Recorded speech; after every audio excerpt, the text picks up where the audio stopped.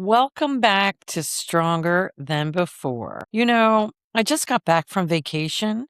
We went up north to New Jersey to the shore. And you know how sometimes you need a vacation after your vacation? Yes, it was one of those. But this trip gave me something else too. It gave me perspective because when you put an entire family together for an extended period of time, something fascinating happens. You start to notice things, not the things you notice during a 2-hour holiday dinner. I am talking about really noticing people, how they wake up, how they talk, how they tell stories, how they react when something doesn't go according to the plan, who picks up their phone, who can't figure out their phone, and who absolutely does not want an itinerary. We have people who thinks 8:30 at night is just the night getting started. You have others who feel 8:30, they're ready for bed. And this vacation was especially interesting because we had several generations of my family together. We had my dad and his wife, my stepmother, and then there are 3 of us siblings. You have my brother who is 60, you have me who's 57, and my sister who is 54. And we are total Gen Xers. And then there's my daughter who's 34. And then my nieces and nephews who are all in their 20s, just graduated college. They're beginning their careers, starting new jobs, building relationships, and then just trying to figure out, adulthood, different ages, different stages, different generations, same family. And I came home thinking, wow, we may share DNA, but sometimes we are living in completely different worlds. And that's what I want to talk about today. Not which generation is better. Of course, as a Gen Xer, I believe we are better, but we're not going to go into that. Not who had it better, and definitely not another conversation about how kids today don't understand something. I want to talk about something much more important. How do we understand each other? And how do we stop letting our differences steal some of the most precious moments we have together? Audio Jungle.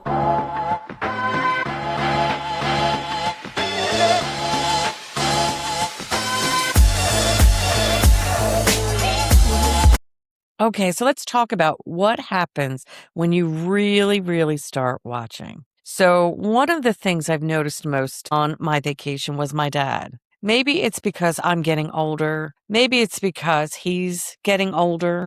Or maybe it's because when we're running around living our regular lives, we don't always stop long enough to really see our parents. But I found myself watching him, the way he talks, the expressions he uses, how he interacts with his wife, the way he approaches a problem. The things that are really important to him were coming out. My dad comes from a generation where they talk about anything. Sometimes he can be very offensive. Other times he can be brilliant. And sometimes I would hear him say something and I would think, oh my God, Dad, you cannot say that. But all I can think about is Archie Bunker. And that's kind of the area that he grew up with. Do you know who that is? It's the main character of a sitcom called All in the Family, and it was around in the 70s. If you know it, you know it. That is my dad. You know what I'm talking about. There are phrases and expressions that were completely ordinary when our parents were growing up that land very differently today. And my first reaction might be, oh my God, Dad. But when I start thinking about something, what was normal when he was growing up? What was expected of men? What did marriage look like? What did success mean? What did being a father mean? Because we sometimes judge someone else's behavior through today's lens without really understanding the world that formed them. And understanding doesn't mean agreeing. I want to mention that because that's very important. Curiosity isn't permission. Curiosity simply says, before I judge you, I want to understand you. And that changed the way I watched my dad on this trip. Instead of thinking, why does he do that? I started thinking, I wonder why he does that. There are two completely different questions. And then you have us. You have my brother, you have me, you have my sister, and we are completely Gen Xers. We were that generation that remembers life before the internet, before cell phones, before GPS, before parents could track your location. We left the house in the morning and somebody basically said, hey, be home when the streetlights come on. That was our tracking system. Streetlights. Somehow we survived. We drank out of the garden hoses. We rode bikes without helmets. We called our friends from a telephone attached to the wall. And sometimes their mother answered and you had to talk to her. Imagine the horror. Hi, Mrs. Smith. Is Jennifer? That was our world. And God forbid someone, if was already using the phone while you were on it, you are insane. There was no texting, no voicemail, no I'll just DM her. You just waited. Gen X learned independence very early. Many of us became problem solvers because there wasn't always someone standing there solving the problem for us. And I think that independence shaped us. But here's the interesting part. Every generational strength also becomes a generational blind spot.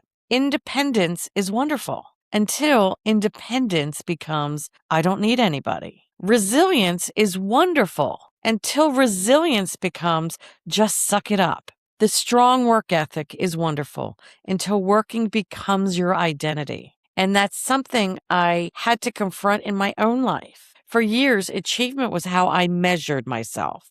I worked harder. I accomplished more. And I kept moving. I handled it.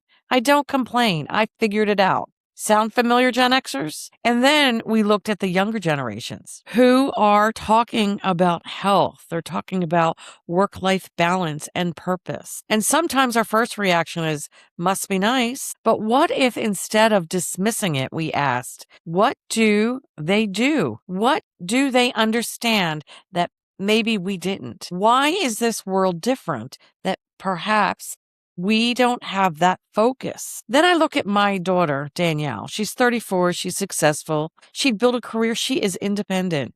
She's responsible. And yet her experience of being 34 is very different from what mine was. At her age, I've already lived a completely different version of adulthood.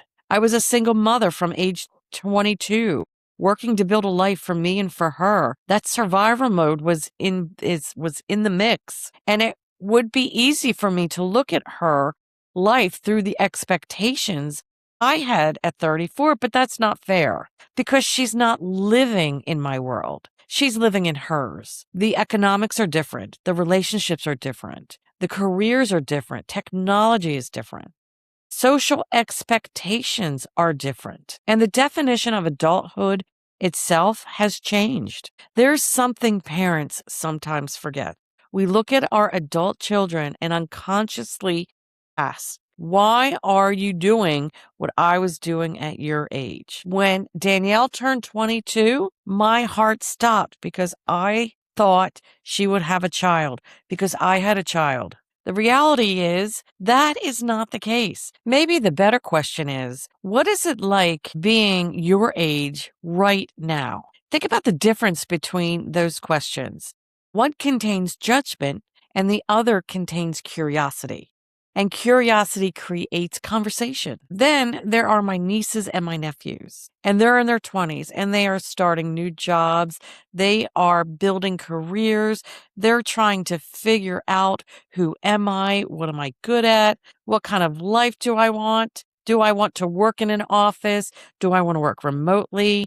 How much money do I want to live? What kind of relationships look like? I mean, they are in that preamble of life. And you have a couple of them starting their careers and they're taking off in their own way and creating their adulthood. Others are still wondering the what, the why, and will I become someone? Very different perspectives. And they're entering a workplace that is radically different from the one I entered. When I started working, you didn't walk into your boss. When I started working, you didn't walk into your boss's office 3 months into a job and ask, what's my path to promotion? Your path was work. and then work some more, and maybe somebody noticed. Today, younger employees often want feedback. They want clarity, they want development, they want purpose, they want flexibility. And sometimes the older generations hear that and think entitled. But here's my question. Is it entitlement, or have expectations simply changed? Because every generation inherits the world the generation before it creates, and then it tries to improve the parts that didn't work for them. Maybe that's actually progress. There's a conversation families get trapped in.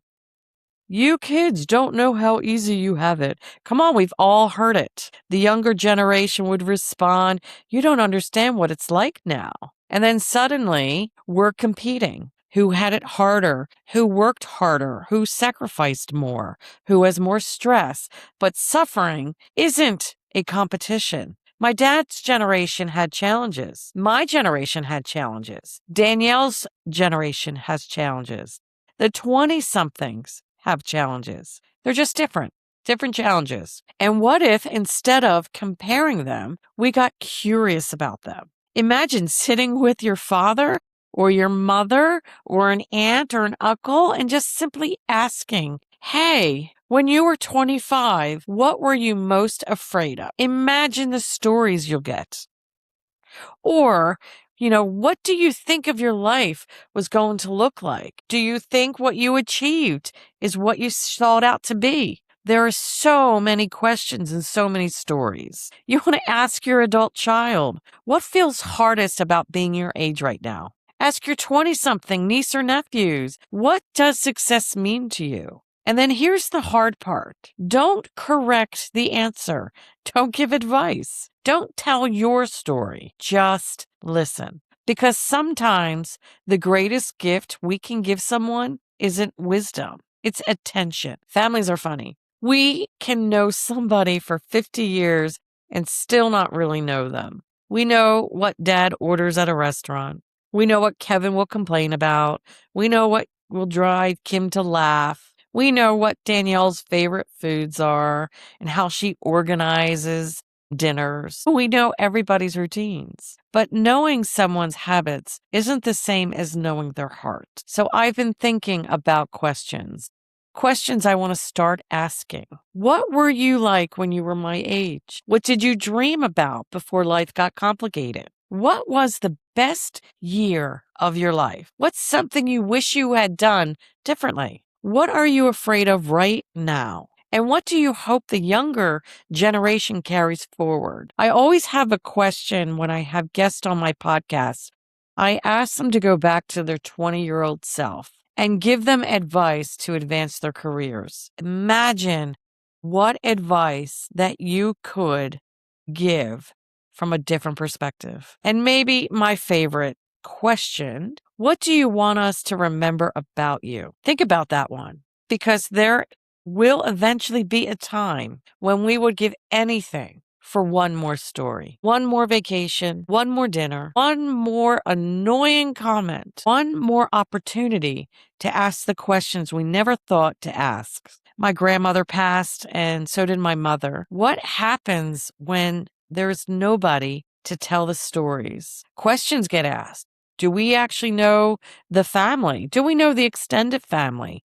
Do we know their stories? Wouldn't it be better to ask the questions and get the responses? My daughter's grandmother on her dad's side has some great stories. Wouldn't it be great to video her right now? You want to get those stories. You want to get her favorite recipes.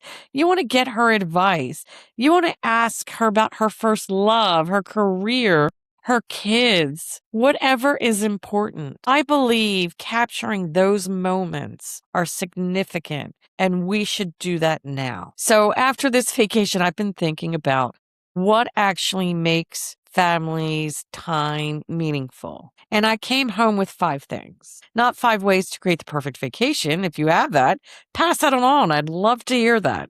But I'm talking about 5 ways to make ordinary family moments feel extraordinary. So, you ready? So, tip number 1, you want to get curious instead of critical. I know my family is insanely sarcastic. Sometimes it's hard to get there, but you have to take away the criticism and listen. And this may be the biggest one. The next time someone in your family says something and your immediate reaction is to, what is wrong with you? Change the question. You want to ask, I wonder where that comes from. Ask your dad about his childhood. Ask your mother about her first job. Ask your adult children what they're worried about. Ask your 20-somethings what they wish older generations understand about them. Those are meaningful questions. You don't have to agree. Just get curious. Curiosity turns judgment into connection. Tip number 2. You want to put the phone down for the moment that matters. I love my phone. My family loves their phones. We all do. And I'm not going to give you something unrealistic, and I'm not going to lecture about putting your phone in a drawer for the entire family vacation, although I would agree with that. But you want to identify the moments that deserve your full attention. Dinner, sunsets, a walk on the beach, game night, coffee with dad, 20 minutes sitting on the porch. Put the phone down. Look at people's faces. Listen to their voices. Because one day, the photograph won't be the thing you treasure most. The memory behind it will be. Tip number 3. You want to create a tradition that belongs to your family. It doesn't need to be elaborate. Our family plays Mexican train, and there is something about everyone sitting around the table, different ages, different personalities, different lives, playing the same silly game. Those things become family language. Maybe yours is pancakes on Sundays or an annual beach picture. Maybe everyone tells their favorite moments from the day. Maybe it's one particular restaurant. Maybe it is a ridiculous trophy that goes to the winner of a family game. Whatever it is, tradition tells us this is what we do because this is who we are. And that is powerful. Tip number 4, let every generation teach something. Imagine this. Your dad teaches the 20-somethings something he knows. They teach him something they know. Gen X shares something. Millennials share something. Suddenly, nobody is the expert and nobody is clueless in the generations. Everybody has value. So you want to ask, what's something your generation understands that you wish mine understood? That could be an incredible dinner conversation. And be prepared. You might learn something. And tip number 5, say the thing now. This one matters most to me. Tell dad you love him. Tell your brother you're proud of him. Tell your sister what you admire about her. Tell your daughter you see how hard she's working. Tell those 20-somethings that you believe in them. You want to ask the question. You want to take the trip. Play the game. Sit on the porch. Stay at the table another 5 minutes, because we have this strange human tendency to believe there will always be another time, another Christmas, another summer, another vacation, another dinner, another chance. But none of us actually knows that. Don't wait for some day to appreciate somebody who's sitting beside you today. When I think back on this vacation, I'm not thinking about whether everything went perfectly, because it didn't. And of course, we are family. I'm thinking about my dad. I'm thinking about his wife, my brother, my sister, my daughter, my nieces, my nephews. Different generations, different opinions, different habits, different ways of communicating, different ideas about work, about success, about relationships, money, technology, life. And yet somehow we're all part of the same story. My dad experiences influenced mine. My experience influenced Danielle's. Her generation will influence the one that comes after her. We're not separate chapters. We're connected chapters. And maybe our job isn't to convince the next generation to become more like us. Maybe our job is to tell them our stories and then become curious enough to hear theirs. So here's my challenge for you this week. Pick one person in your family from another generation and ask them a question you've never asked before. Not how's work and not what's new. Ask something real. What are you dreaming about right now? What was life like when you were my age? What's something you wish I understood about you? And then listen. No phone, no correcting, no advice, just listen. Because I've spent a lot of my life thinking that the big moments would be the ones I'd remember, the promotions, the achievements, the milestones. But I'm starting to think I had it backwards. Maybe life happens in little moments. Sitting around a table, laughing at dad, walking on the beach, listening to a 20-something talk about their first real job, watching my daughter build a life of her own, looking around the room and realizing these are my people and they won't always be exactly like this. The kids will get older, we'll get older, dad will get older, people will move, careers will change, families will grow, life will keep moving. So maybe making life magical isn't about creating bigger moments. Maybe it's about not missing the ones we're already in. And that leaves me with one final what if. What if the generation you understand the least has something important to teach you? And what if the next time your family is together, instead trying to make everything perfect, you simply decide to be there, fully there. Ask the question, hear the story, take the picture, play the game, laugh at the differences, say I love you. Because someday those ordinary moments may be the ones that you would give anything to have back. I'm Kelly DeAndre, and this is Stronger Than Before. Remember, you're not starting over. You're starting from experience. I'll see you next time.